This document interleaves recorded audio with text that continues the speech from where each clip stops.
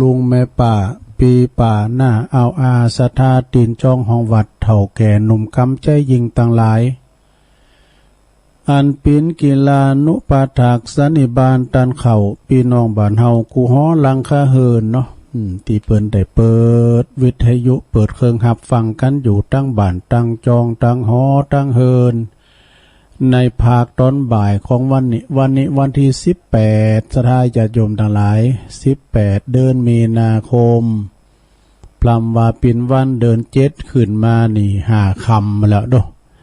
สักกี่วันจะถึงวันศีลแต่แล้วหลงมันมาโวยลำเด้อได้อย่างเฮาปะกันเจ้านี่3 โมงตี 3ตี 5เดี๋ยวมาปะกันบ่าย3 โมงแต่ละวันเวลาลงเลยผ่านไปอากาศก็ปิ้นว่าฮ้อนนี่แหละเด้อสถานเนี่ยเขาหุมไม่พอได้ลงไปมาตากแดดลำไปแต่ปิ้นวัดรายการนี่ก็เปิ้นใส่ชื่อว่ารายการสาระธรรมยามแลงซึ่งก็ดำเนินรายการโดยตนโตแห่งอาตมาภาพเก่ากับผมตุลุงนันชัยวัฒนาคเสโนแห่งวัดพระธาตุดอยน้อยตำบลดอยหล่ออำเภอดอยหล่อจังหวัดเชียงใหม่ก็มาปบมาปะกับปออกศรัทธาญาติโยมทั้งหลายอันนี้จะมาตกมาแตนเป็นรายการของตุลุงโดยแต่วันพฤหัสนี่นะ วันพัดนี่ก็เป็นรายการของตุลุงแต่อันตอนเจ้ามาวันนี้ตอนบ่ายก็มาปะกันแถมวันนี้ก็จะน้อมนำอปธรรมเทศนาแบบมรดกธรรมปืนเมืองเนาะสลับซับเปลี่ยนกันไปบรรยายแบบณบัดนี้พองสาธโวพองนะศูนย์กันไปเอะเนาะพอวัตถุลุงนี่ต้องเกมความพร้อมเกมความพร้อมไปสู่สนามรบแล้วนี่เนาะต้องเกมความพร้อมเปิดเรียกว่าลูกปืนติ้มแหล่งจะไปแลนเดินดงกำบะเก่าเป็นวานะอยู่ในสนามรบนี่ก็ต้องมีอาวุธไว้ตุลุงก็เกมเนี่ยอาวุธก็คือทำตัวอุ้ยเนี่ยกะ เกมน้ำเกมทำไว้เวลาอู่จาไปในบทโอ้มันกำตึกมันกะโลก็มาจุนข้ามมาก็ทำเตดไปเนาะเปิดบ่หือมันได้ขาดตอนขาดโซงเพราะว่าวิทยุนี่มันจะเป็นการอู่ตลอดขาดบ่ได้นะสะดาดักบ่ได้เด้อการดักนี่ก็เดี๋ยวไปจะแตดไปกะเนาะอู่กันตอนนึงกะตุลุงวาน่ะช่วยกันเด้อจะไปเอาลัดเอาเปรียบกันปันตากันพองเนี่ยปันตาจะได้ก็ตุลุงก็วางซ้ายเปิดซ้ายก็ช่วยกันอู่กันจากะแบ่งเบาภาระกันอันนี้เนาะบืดก่อนแต่บืดก็จะปันตากันอู่กันจ้าเนาะเปลี่ยนบรรยากาศนะตามสัตว์ตายตุลุงไปนะฉะนั้นตุลุงก็ โอกาสกูคุณที่เปิ้นไข่โทรมาสายเก่ามีสายใหม่ก็มาปันกันอู่กันจาไปสัญญาติมิตรพี่น้องตีโลมต่องเดียวกันบัดแบ่งจ้านวันนะถือเป็นขอบโคเดียวกันมีจิตใจห่อยทีเดียวกันบัดถือว่าคุณนั้นตุกคุณนั้นจนคุณนั้นลำโลยคุณเฮาเนี่ยก็คือเป็นมนุษย์เหมือนกันแต่ว่าสถานะมันเหมือนกันเนาะเหมือนมือหานิ้วมันบ่เหมือนกันปองก็ทุกข์ไล่เข็นใจแต่เพิ่นก็มีโหใจปองก็มังมีสีสุขเนี่ยเพิ่นก็มีโหใจบางต่านบางคนนั้นร่ำรวยเงินทองนะแต่ว่าสุขภาพบ่อำนวยก็มีนะบางคุณทุกข์ไล่เข็นใจสุขภาพสมบูรณ์แข็งแรงเนี่ยมันเหมือนกันดูตามกรรมแต่เฮาสร้างมาภัยมันเนาะเอามาพักกันวันนี้ตุลุงก็จะเอ่ยไปตั้งสถานีวิทยุที่เปิ้นมีบุญต่อโสตประสานหูของเฮาที่อดถาดาฟังกันไปซึ่งก็สถานีวิทยุในเครือข่ายที่เปิ้นรับสัญญาณรายการธรรมะในช่วงเวลา 15.00 นถึง 17.00 นอันประกอบไปโดยสถานีวิทยุคลื่นธรรมะของชุมชนวัดห้วยตองซัก 98.75 เมกะเฮิรตซ์ สถานีวิทยุของคณะสงฆ์อำเภอฝางจังหวัดเชียงใหม่ FM 100.25 เมกะเฮิรตซ์สถานีวิทยุคลื่นพระพุทธศาสนาและก็การศึกษาวัฒนธรรมวัดฝายหิน FM 104.50 เมกะเฮิรตซ์วัดฝายหินเด้อสถานีวิทยุมนต์เสียงธรรมจากวัดบุภารามอำเภอแม่แจ่ม FM 106.25 เมกะเฮิรตซ์สถานีวิทยุชุมชนคนนาน้อยจากจังหวัดน่าน FM 91.50 เมกะเฮิรตซ์เด้อ5สถานีโดยกันเนี่ยฟังกันหลายบาทหลายจองในลงเด้อไปแถวแม่แจ่มบ่เนี่ยไปแถวบ่น่ะตั้งเมืองนานบ่เนาะเวงป่าเป่าเพิ่นก็ไปถึงโมดนะศรัทธาญาติโยมทั้งหลายฟังกันไปเอาวันแก่งอมแก่เงากันไปศรัทธาญาติโยมทั้งหลายก็มีหยังได้เฮานะฟังกันไปนี่ก็เป็นการเดียวว่าได้ศึกษาไปโดยเนาะศึกษาอย่างใดศึกษานำทำคำสอนพองแล้วก็ศึกษาคุณฟังพองตอนที่เปิดสายนะอุ้ยไปแถวหลับปูนเจียงใหม่ไปแถวเมืองฟางเมืองเป่าไปแถว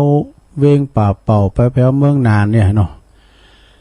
มันก็ตูลุงอยู่ทีเดียวเนี่ยเปิ้นสามารถที่โทรมาได้โมดสถาเฮาอยู่ตั้งลุมตั้งลางหรือว่าเฮาเป็นคุณผู้ฟังก็ได้ยินอยู่เนาะโอ้อันนั้นปอน้อยบุญปันเนี่ยโอ้เฮาก็ฮู้จักปอน้อยเนี่ยเฮาก็ฮู้จักอันโลเนาะอันนั้นอันแม่จันสีแจงโฮลินเนี่ยก่อนก็เพิ่นก็เป็นคุณตังเฮาเนี่ยเนาะอันนั้นปอจิกเลยเนี่ยปอจิกประสิทธิ์ห้องสิทธิ์โหก่อนเพิ่นอยู่ดอนใจเหล่ามุนเนี่ยมันจะได้ฮู้จักกันโลเนาะ มันเป็นสายสัมพันธ์กันนะศรัทธาญาติโยมทั้งหลายตุลุงก็ถือโอกาสทุกท่านที่จะโทรกันมาบางคนกับโทรยามคืนแล้วตุลุงฟังกับพินดีอินดูอีเมคุณหนึ่งนะอีแม่โทรตั้งเมื่อปีแล้วดูมาติดปีนี้เนาะโอ้น่าอินดูแต่เนาะฉะนั้นก็บางพ้องก็สอบโทรแต่บางคนก็ไม่สอบโทรก็ฟังอย่างเดียวปิ้นพลังเงียบอีกก็มีเนาะอันนั้นก็ฟังกันไปศรัทธาญาติโยมเนาะฟังกันไปมันจะได้ใส่กันเตียกันทำยังใส่ฐานในสองก่อนก็ฟังกันติ้มตีลงเนอะฟังกันไปทุกอิริยาบถสี่นางนอนยืนเดินปักผ่ายิบจักไปยังไปเยการบ่ลบรอบแต่ไปนะแล้วก็เฮาก็เอาหูโจดจ่อฟังไปตามเสียงเนาะตามเสียงที่วิทยุมันดังเนี่ยอันนี้เฮาได้การด้วยมือเฮาเยการตาเฮาเยการไปสารเข่งกาหดน้ำลำไยกานี่ยิบจักกานะแต่ว่าเฮามาลินเฟซลินไลน์เนี่ยมันได้การเอาตาเอาเด้อพอกันหน้าจอโทรศัพท์หานี้เนาะอันนี้ก็ทำไปเนาะศรัทธาญาติโยมทำไปเอารถตู้มาดำการเนี่ยแล้วก็ไปหัวผลภัยตรงไหนมาโหก็มาผ่านแต่สุนัขะนี่มันขี่มานอนน้ำตาหุ่นตั้งนะกูเปิ่นหันแล้วมันหนีไปแล้ว วันนี้มาปบมาปะกันแล้วศรัทธาญาติโยมไปตั้งสถานีวิทยุที่เพิ่นมีบุญคุณแก่หมู่เฮาเจ้าขาดต่างหลายเนาะตุลุงก็ได้รับผิดชอบเวลา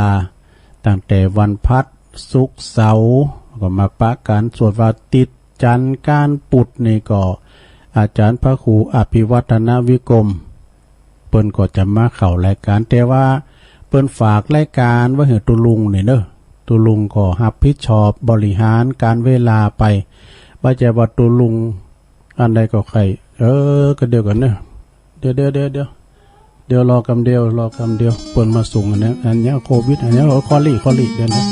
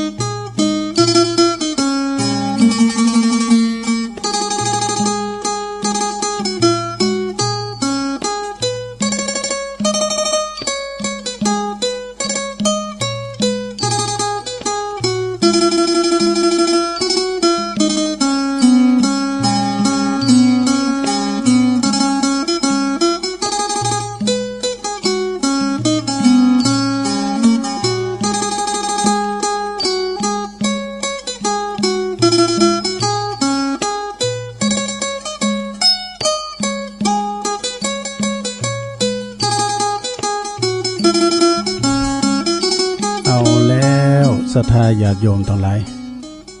นำบุญตักนโมกันตักนโมแล้วในตุลูดื่มออกไปดู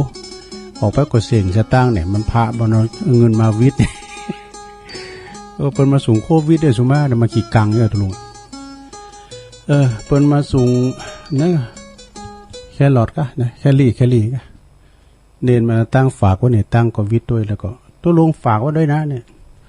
จะมาซับซุปแต่เท่าออกรายการเนี่ยปีนี้แหละเนาะสถานเนาะกำเดียวผมได้นะเดินก็ไปหงเฮนเนี่ยเอาละเนอะสถานญาติโยมเปิดบ่หือเป็นการเสียแก่เวลาสังขารทั้งหลายไม่เที่ยงหนอ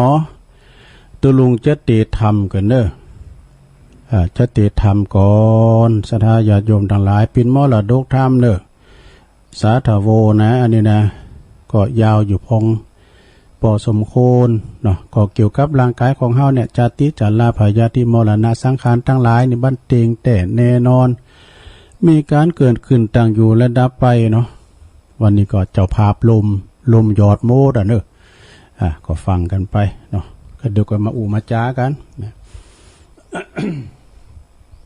เอาละเนอะตุลุงเจ้าว่าทำกันเนอะฟังไปใครรับก็รับไปนะลงเนอะนะโมตัสสะภะคะวะโตอะระหะโตสัมมาสัมพุทธัสสะอะ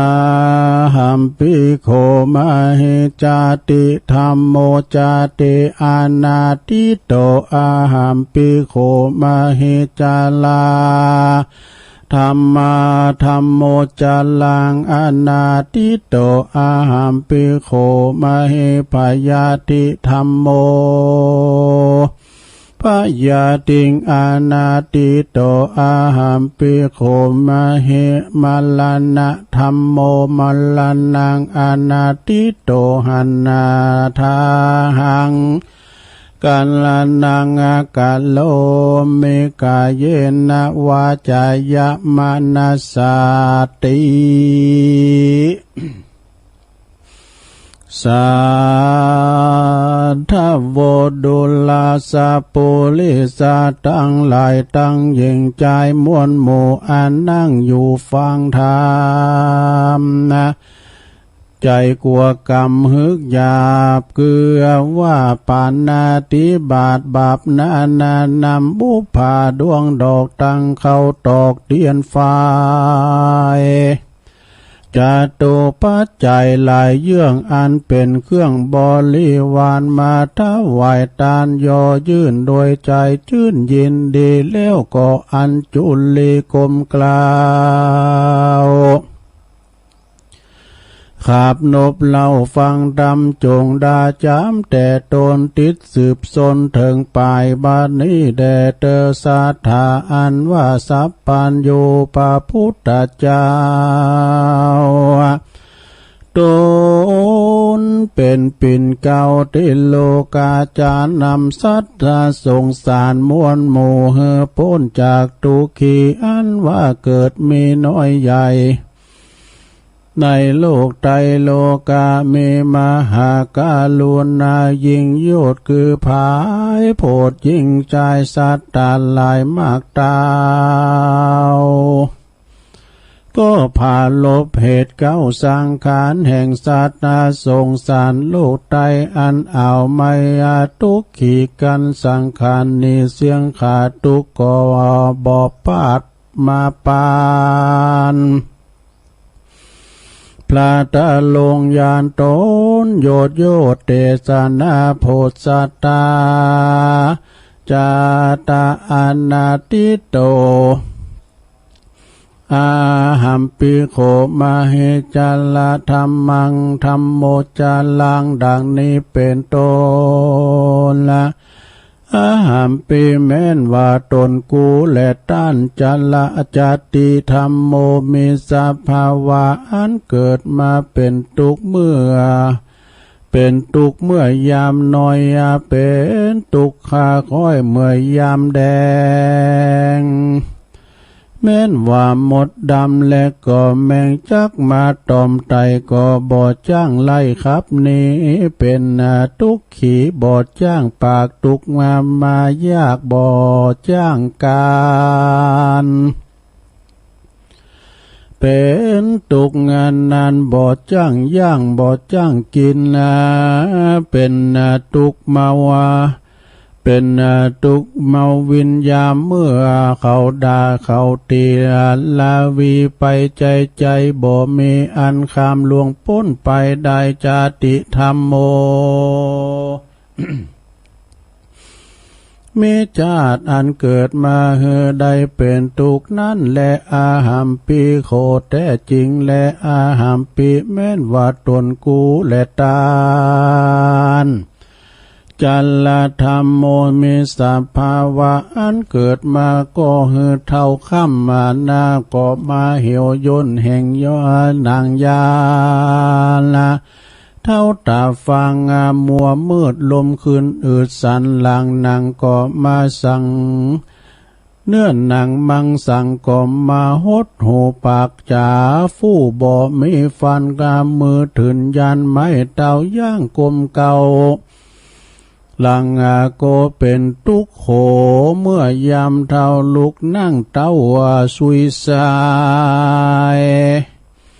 ตุกบ่หายเหิดแห่งมาเป็นตุกแต่งตามธรรมมาลาอันนาติโตก็มีอันคามล่วงก็บ่มีอันคามล่วงพ้นไปได้จัลลธรรมโมมีสภาวะอันเกิดมาเท่าแก่เท่าค่ำจัลละนั่นแหละอาหามปีโคแต่จริงและอาหามปีแม่นว่าตนกูและตานปายาติธรรมโมมีสภาวะอันเกิดมาเป็นพยาชันนาวุติเก้าสัปปะสิปาการคือว่าลมสานและก็ฝีมาอากเป็นขี้ขากลายหูเกิดเป็นลมบาหมูและมองข้อเม็ดอาตาเป็นตอและหัวเมาเป็นลมเสาและสะอื่นปิกปื้นฟืนคิงไข่คิงสันตั้งตัวอาปาโทอ่านว่าพายาตมีหลายหลากพ่องก็เป็นพายาตหลายลาวี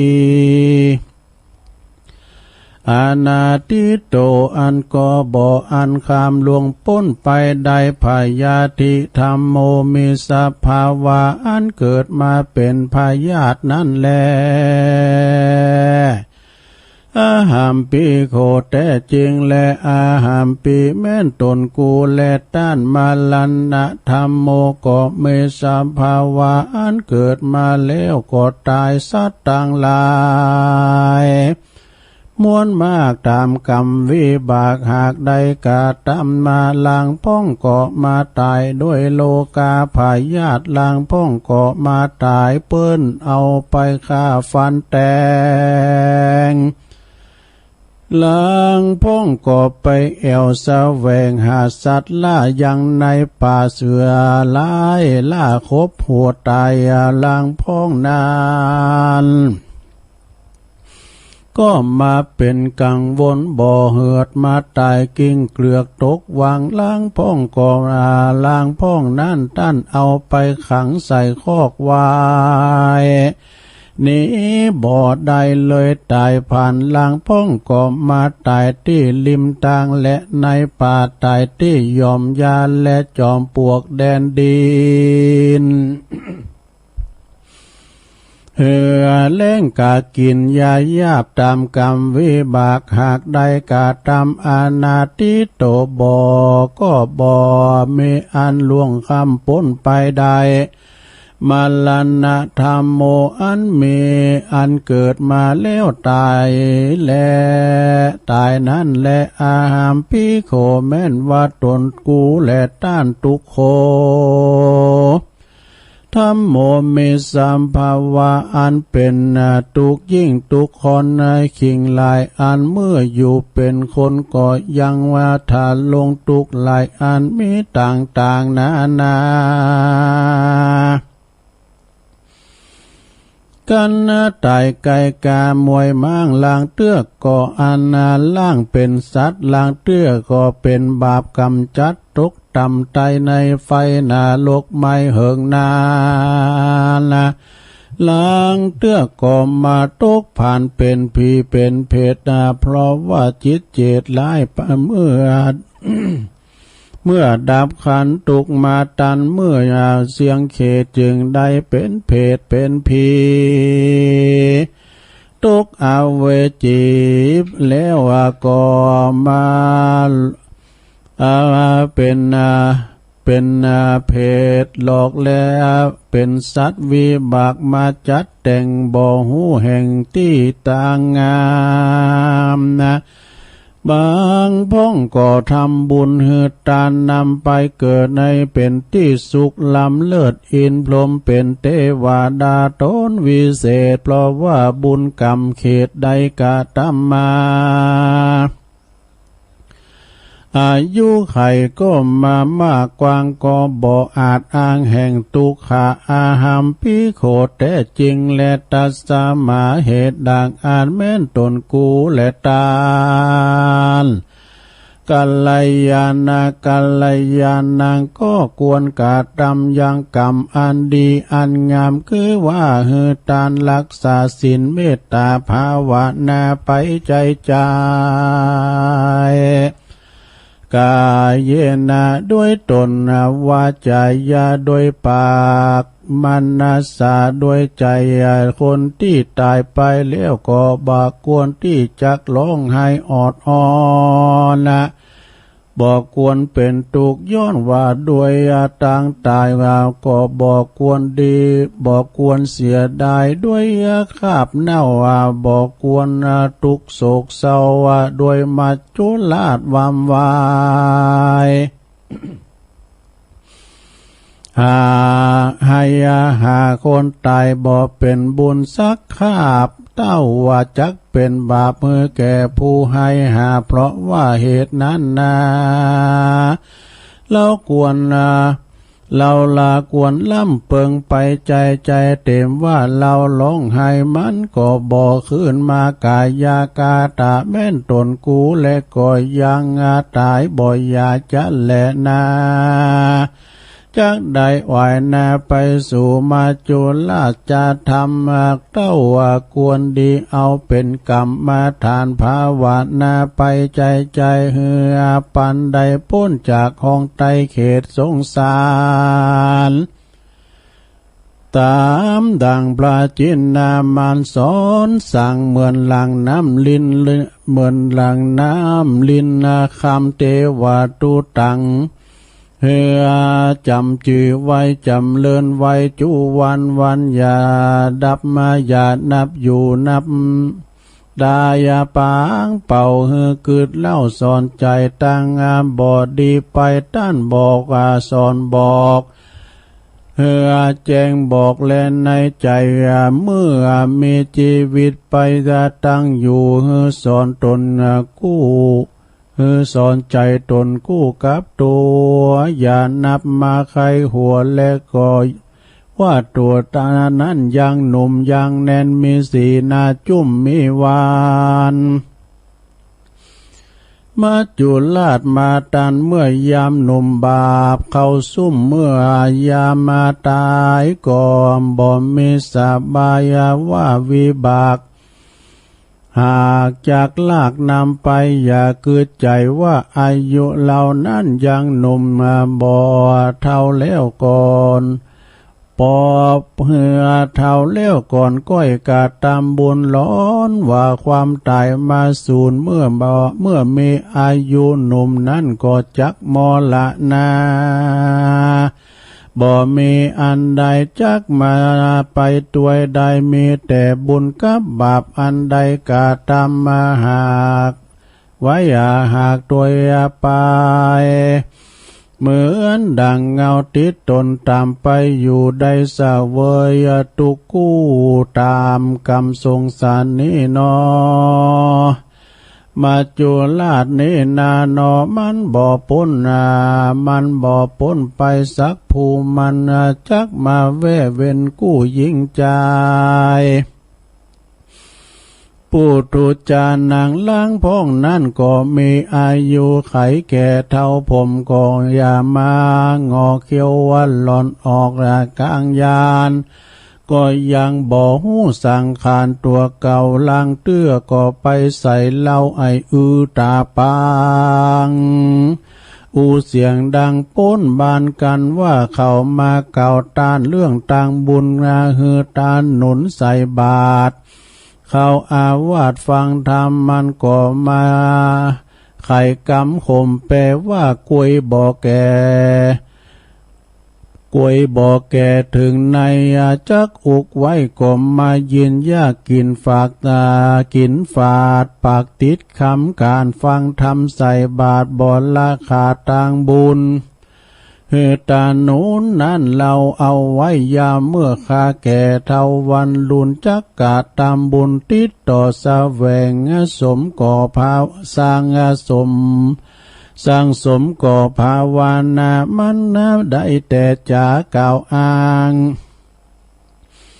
บ่หันสร้างบุญใดกันว่าตายไปมวยม้างบาปอันใดสร้างกับตัวยาเมื่ออยู่เมืองคนโลกไตก็จักปาเฮือได้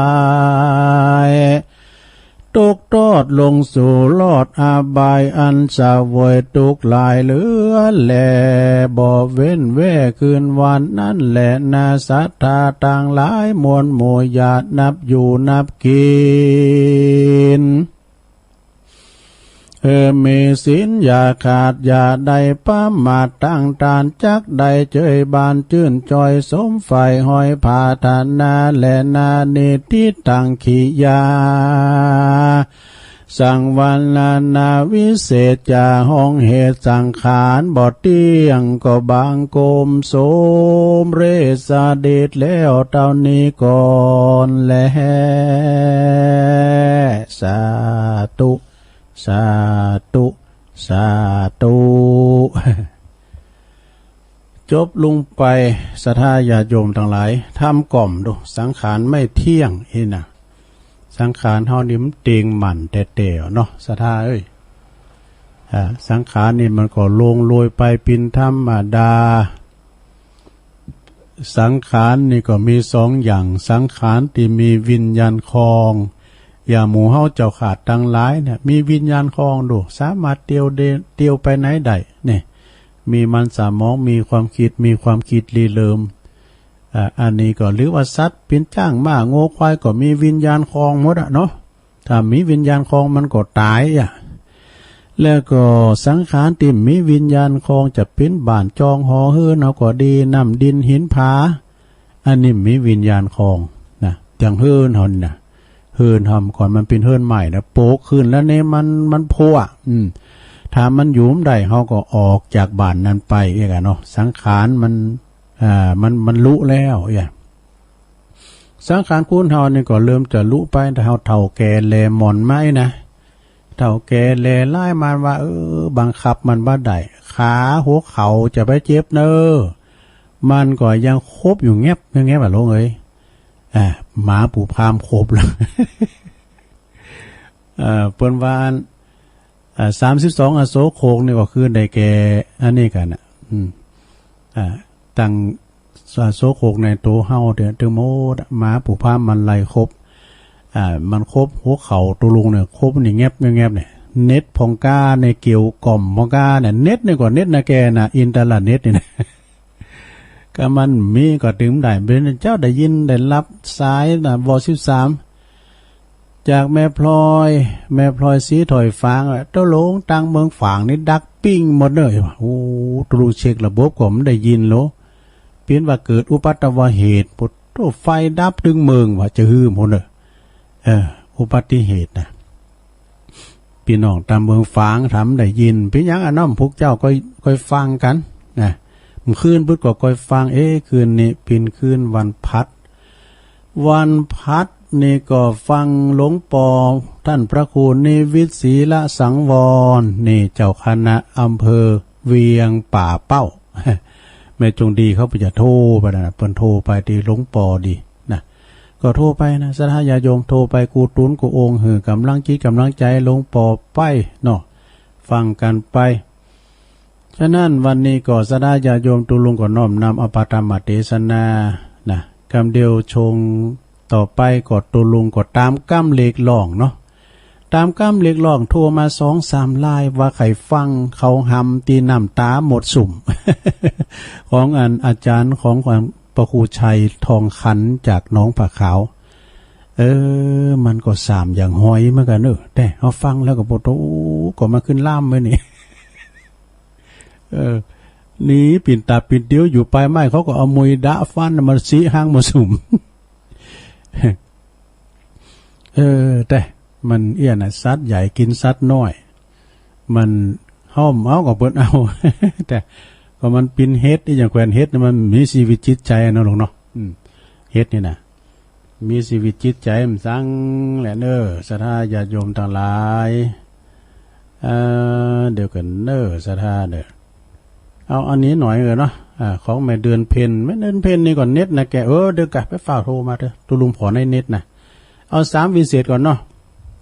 3 วิเศษได้หน่อยนึงเกินเดี๋ยวตอน2ตุลุงก็เกมไปอย่างหลายอย่างอยู่จะมีเพราะนิทานว่าแล้วก็เลฟไปหลายอย่างเนี่ยก็เพิ่มพุกพร้อมพุกก็ยาวอยู่นะที่3 ถึง 7 โมงต้องฟ้ามี3 วิเศษดวงอาทิตย์ดวงจันทร์ดวงดาวต้องฟ้านี่กลางวันเขาก็หันตะวันเนาะ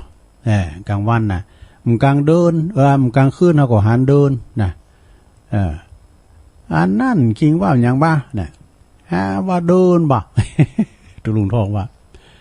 เดียวนั้นมาแล้วเนี่ยอันนั่นคิงว่าอย่างว่าเดือนกับว่าตะวันจะไปหูจะได้ห้ามจะคนบ้านนี้ ก็จบข่าวเนาะกลางคืนก็เดินกลางคืนในตุลุงยังจำได้ไปนอนตัวควายกลางตุงกลางหน้าน่ะมันกลางเล่งดูกลางเล่งคือมันจะมีเต้นสนามยำเดียวรู้เนาะแล้วก็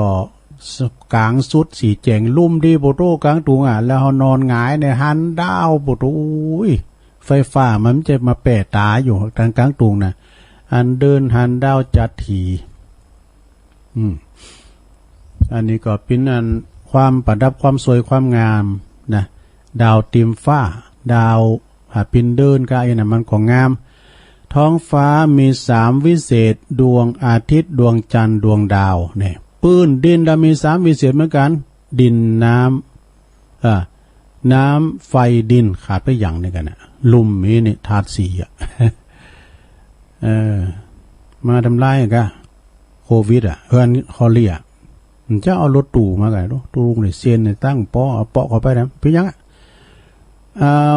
ห้องโคมีทำ3 วิเศษขิงหอมกระเทียมเนี่ยมูนี่มันเป็นสมุนไพรนะลงขิงหอมกระเทียมนะขอบคุณตังปีน้องเปิ้นฝากมาเนาะเพราะว่าจะเป็นปีน้องตังอันบั่นเนี่ยก่อนนะปากค่านะตังคุณแม่สมรูปนะแม่เทียมจันทร์แม่เดี๋ยวคนเนี่ยมาแต่ก็เดี๋ยวนี่ลงนะขอสมาเดี๋ยวคนเนอแคลรี่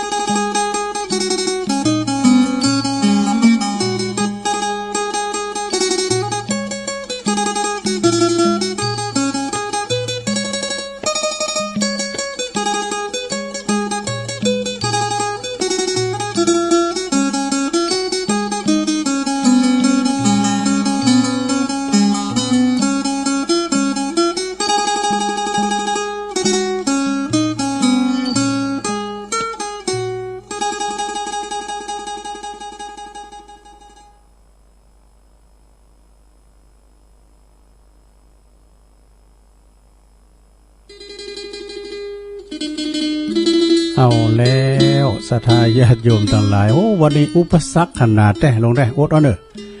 ท่อเสียงไปอำปั้นเอ็ดลงการเข้ามาใส่ตัวลุงก็ถึงพี่เนี่ยจอดหมดดำเนินอันนี้ของขายโยมโคงก็มันปิ้นผ่าหุ่มไว้ในปุตตปึ้งจัดใหญ่เฮ้ยอันโทรไปหาแล้วเปิ้นว่าเอาที่ตัวลุงออกก่อนเนี่ยรู้ยัยเฮาได้บ่ไม่มีกลมพี่นะออกเข้าไปเอาผมจะว่ายังดูเนาะเอาละศรัทธาญาติโยมทั้งหลายตัวลุงก็อู่มาก็ปิ้นกระทอนกระแทนไปในวันนี้นะเนาะตัวลุงก็จะเปิดสายแล้วกำเดียวเนาะตอนสุดท้ายตอนสองนี่จะเอาข้าวหำน้ำตาหมดสุ่มมาเล่าสู่จู้กันฟังเนอะลงเนอะตามคำเรียกย่ำจบตัวนี้มันจะเอาได้ห้องโค3ห้องมีหยังห้องกระเทียมหอมขิงเนี่ยเป็นปิ้นนั่นมันเป็นสมุนไพรดูมนุษย์มี3วิเศษสายไหมแล้วนี่สายขึ้นไปแล้วก็สายเข่าแล้วนี่เจริญปอนไหว้สาเจ้าตุลุงวันนี้ม่วนได้ตุลุงก็วิ่งเข้าวิ่งออกอ่ะกล้าเขาเข้าออกอ่ะน่าก็2ไล่แล้วเนี่ยก็เวลาเฮาวางเขาก็มาน่ะมันยังอ่านหูเนาะยามเจ้าก็มาถึงคิวมันได้มาหาข้าตุลุงก็เวลาเฮาเปิ้นโทรมาก็ดีน่ะก็เดือสายซ้อนก็เฮาอยู่นี่วันค่ำก็มีไปโทรมากันซ้ายเขาก็ได้ซ้อนละแปลกเหมือนกันน่ะซ้อนกันมาเนาะวันถึงจังอันน่ะมันอุปสรรคเนาะคนเฮาอ่ะเป็นอย่างก็ดีอยู่ย่างไปคำเดียวก็ได้วันนี้ฟังธรรมก็ม่วนอยู่ทำสังขารไม่เที่ยงนะเจ้าทำกลมปอยาวสักนึงเขาฟังเนี่ยตุลุงเตี้ยทำยาวเหรอทำกล่อมเนาะแม่น่ะเตี้ยอ่อนระบำทำนำแล้วก็อันเตี้ยกล่อมใจปลาหูที่ขึ้นตุลุงมันก็แล้วก็ปิ้นถ้าเป็นนักร้องก็นักร้องสมัครลิ้นเนี่ยกันเป็นเนี้ย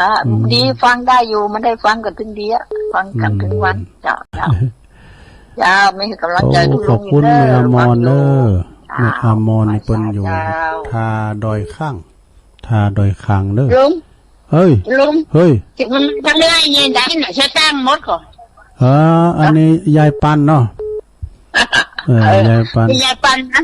จะลงจิตมันหยับเหมารถไปไหนเนี่ยกะรถสีลอยน่ะเป็นมาจูกันจีวันยังกว่าตำหนักมันแล้วเสียเกศน่ะเมื่อใดปันอันนั้นเปิ้นจะไปตานกันปูกาที่ปางแงะปล่อยหลงเดี๋ยวมันจะน่ะปางแงะปล่อยหลงเป็นการรถน่ะคนมันสีลอยว่ายังไม่ถูกไงวะไปหรอไม่แต่ไปก็ไปหรอไม่แสงว่ะไม่แสงสมลูกยายมาถ่ายเดินเนี่ยยายแบบไปไม่แสงสมลูกรถหลานมันไปเขาไปได้ขี่รถเก๋งบนเขาไปมีวาสนาพี่ยังแหละไม่แสงมันจะไปแบบไม่แสงบนที่ว่าได้นักเกี่ยวนั่งอันนี้ได้หมดเลยที่เป็นนักขอบคุณยายปันนางๆเนื้อป่าข้าเนาะดอยสะเก็ดเจอขึ้นแล้วก็ฟังมันโทมติดมาโทมเมื่อวานนี้ติดดีกะห้อนอยู่ตั้งแต่ล่างกลางหงน่ะก็ห้อนนั่นเนาะตอนนี้ก็เหมือนกันน่ะมันห้อนแต่ไปห้อนใจห้อนกายมันได้เนาะจ้าอนุโมทนาเนี่ยจะเลิกฟังอยู่จะไม่โทรมาติด089955650ผิดพลาดประกันได้สุมาอภัยวันนี้จะมีอุปสรรคหน่อยในลงเด้อเจริญปอนไอ้สาเจ้าตุลุงเจ้าจันติบเนาะเจ้าแม่จันติบเกตกาลามวางนี่มาใครม่วนแล้วก็ไปที่ไหนอ่ะ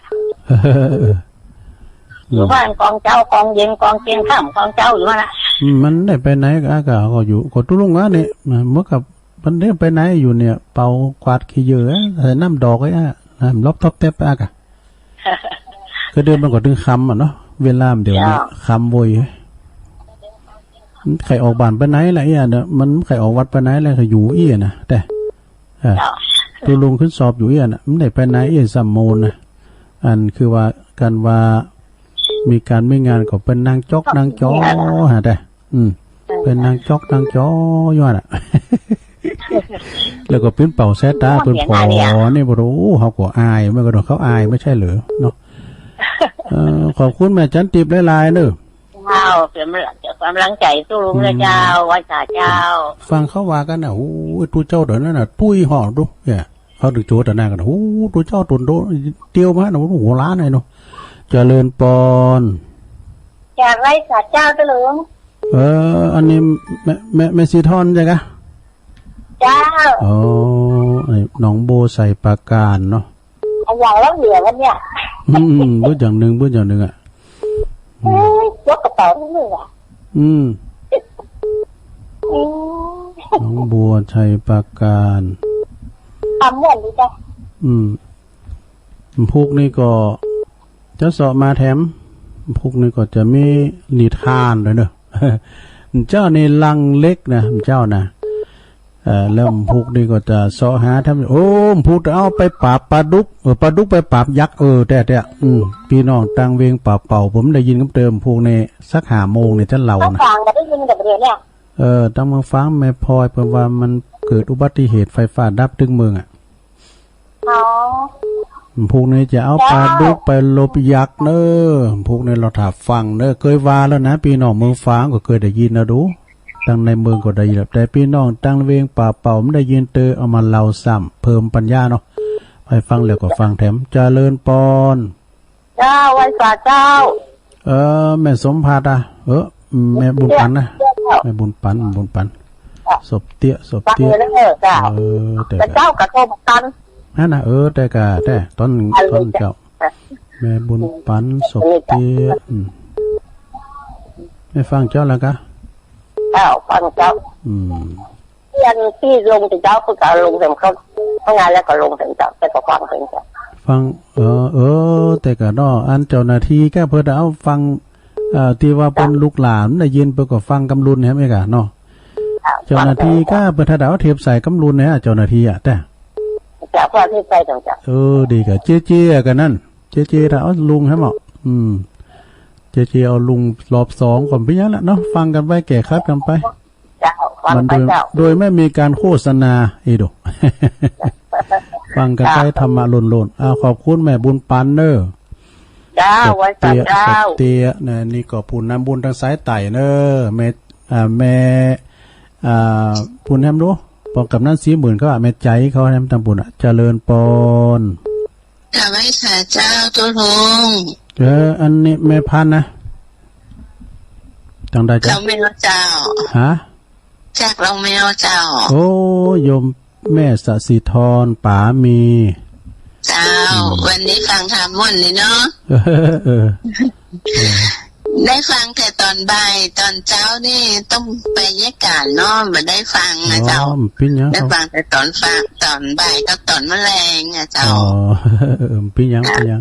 เรามาให้กำลังใจตุลุงนะโอ้ขอบคุณหลายๆเนอะวันนั้นก็เตรียมทำหมดแล้วเปิ้นปิ้นเจ้าภาพอันที่ฝากอันพระอาจารย์เอาหลักมานะเจ้ากับอนุโมทนาบุญนะเจ้าขอบคุณหลายๆเนอะสาธุเจ้าคุณแม่สศิธรในต้นมือสมัยปุรโน88.75มาแล้วดูมื้อนักเกก็เปิ้นก็ฟังมาโดยตลอดรุ่นแรกบุกเบิกกันแล้วล่ะเจริญปอนเจ้าไว้ซาเจ้าโอ้แม่บนลมมาปินตามึนนะแกเหมือนกันเน้อพี่น้องคุณยองเฮาเจ้าฟังอยู่แต่ว่ามันบ่ได้โทรเจ้าจังหันเปิ้นโตยเอาลูกหลานเอาไปกินเล้งที่หันที่นี่เป็นนิมนต์ได้ลูกหลานหลายอันไม่เฟซเป็นอันฟังอยู่ตี 3ก็ตื่นมาเปิดแล้วโอ้ดีกะดีวิทยุตึงอยู่อันบุญหัวหั่นเนาะแล้วก็นอนฟังฟังพงยังพงมาเจ้านะเพราะนั้นแต่มื้อแลงนี่มันดูต่างฟังแต่เพราะนั้นนิมนต์ได้แต่มื้อนึงอันนึงมาอยู่บ้านก็อ่านอันนี้นะคะกูเฮาก็เกรงใจเนาะเขาอยู่ที่ไหนหัวสั่งแล้วก็มาเก็บตังค์ที่เฮานี่ตอนน่ะเก็บตังค์ไปตั้งเดี๋ยวในเสียงไปปานไปแล้วเจ้าจังมันเดี๋ยวหน่อยใหญ่มาเอากันอันนี้มากกว่าจะดีอ่ะแม่เนาะเฮาก็ว่าอย่างนั้นแหละเจ้าโอ้ขอบคุณแม่บ่ลมเด้อเจ้าฟังอยู่เจ้าเป็นกำลังใจเด้อมาปินตาซอนอเด้อน้องสมณะเด้อพุทโธกินตาที่ไหนเปิดก็ไปหมดนี่นะแม่บ่ลมมาปินตาเนี่ย เจริญปอนจ้าทุลุงฟังขั้นตอนนั้นเด้อเนี่ยการโดยฟังโดยฟังทุลุงตอน3 โมงเนี่ยเจ้าแค่ทุกเกี่ยวกิรพรนะเจ้าติดตามทุลุงมันม่วนดีทุลุงมันมีสาระประโยชน์สองหลายอย่างเจ้าอ๋อแต่กะเจ้าฟังประตูเนี่ยการประตูเนี่ยแกเขาเอาทุลุงเอาธรรมะธรรมโมเป็นที่จ้างที่เปิ่งเนี่ยตุลุงมันได้งานเนาะทำไปตัวเจ้าเมื่อคืนนี้เขาฟังมาได้งานเมื่อวานนี้เขาได้งานอยู่จ้าติดตามตลอดเลยตุลุงเด้อขอบคุณแม่สุกแก้วเด้อเจ้าตัวแทนพี่น้องสลิติบันหงเด้อ0899556506ร้อยนิยมพรเนาะเจ้ามันมีใจที่ขนาดได้ยินเสียงแม่บุญลมคุณยายคนสวยจ้าแม่บุญลมมาปินตาเนาะสิพบาทวันที่4ติดแรกกับป้าอาการกำนึงนะเจ้าอ๋อแต่ก็กินตอนไหนแม่บุญลมตึงไปจ้าแม่บุญลมนี่เป็นไปโมดอ่ะก็ขับรถดำเหมือนน้ำแจ่มให้พี่นะครับรถดำไปสูงคนเฒ่าอ่ะเพิ่นมาฟังธรรมกันอ่ะรถดำรถเคยนะรถดำรถเคยนะเขามาสูงมาทำแม่บุญเขาแม่เต็งอ่อนเขาไปกะไปฟังธรรมอ่ะคิดอาสาเหมือนกันดูแม่มาเร็วมาเยี่ยมเลยแม่มาเร็วเนี่ยจ้ะอาภาพยั้งกับเพื่อเนี่ยหวังไปตั้งหนาเนาะต่างจังคุณงามความดีกับไปตั้งหนาเพราะว่ามรณะไทยมันมาไก่ตัวเฮาแล้วเนาะตุลุงเนาะถูกต้องแล้วจ้าสาธุกำลังใจตุลุงละจ้ากลับมาสาเจ้าส่งกระแสเสียงไปตั้งแม่แตงอ่อนด้วยเนอแม่บุญเขาอ่ะสุภายอมเขานะพี่น้องสนอแต่สนอเนื้อเคยใส่บาตรกันเนาะเจริญปอนมาสการเจ้าพี่น้องตั้งได้จ้าอันนี้พี่น้องเมืองฝางเจ้าโอ้พี่น้องเมืองฝางในชื่ออย่างนั้นบ้านแม่ข่าอะไรฝางเนี่ยแม่สีไพเจ้าแม่สีไพอ่ะจะแม่สีไพกันทะมาลาอ๋อเจ้าแม่สีไพอยู่เมืองฝางเนี่ยเจ้าท่านเจ้าก็ฟังท่านตลอดแต่ว่าไม่ได้โทรมาฟังกับจะได้หัวปนฟังเนาะเจ้าฟังตลอดตึงว่าเจ้าก็ฟังกันท่านแต่มันโคตรบัดตันเป็นยังสีไทยอยู่บ้านไหลฝางเนี่ยบ้านไหลฝางไม่ขาไหลฝางเนี่ยเมืองฝางเขานี่นะไม่ขาเนาะเจ้าขอบคุณแม่นักเด้อจ้าสาธุส่งกระแสเสียงไปตั้งเจภัยโดยอัมพาพันธ์ชัยเมืองยองตุลุงหยุดติไว้ตอีกก่อนเนาะก็เดินมาฟังรอบ2ทำกรรม1ก่อนจะได้ขอบคุณสถานีปดมบ้านทุ่งเรดิโอตุลุงพักเบรกสักกรรมนะพักเบรกสักกรรมเดี๋ยวมาต่อกันทำเนาะพักเบรกสักกรรม1ก่อนก็เดี๋ยวจะเอานิทานมาเล่าให้ฟังเด้อชั่วโมงที่2นะพักเบรกขอบคุณปดมเด้อบ้านทุ่งเรดิโอนะเปิ้นก็ถวายเวลา1 ชั่วโมงเมืองฟังอยู่เก่าฝายหินอยู่เก่าแม่แจ่มอยู่ที่เก่าเมืองนานอยู่ที่เก่าเนาะก็เดี๋ยวมาฟังกันต่อเจริญปอน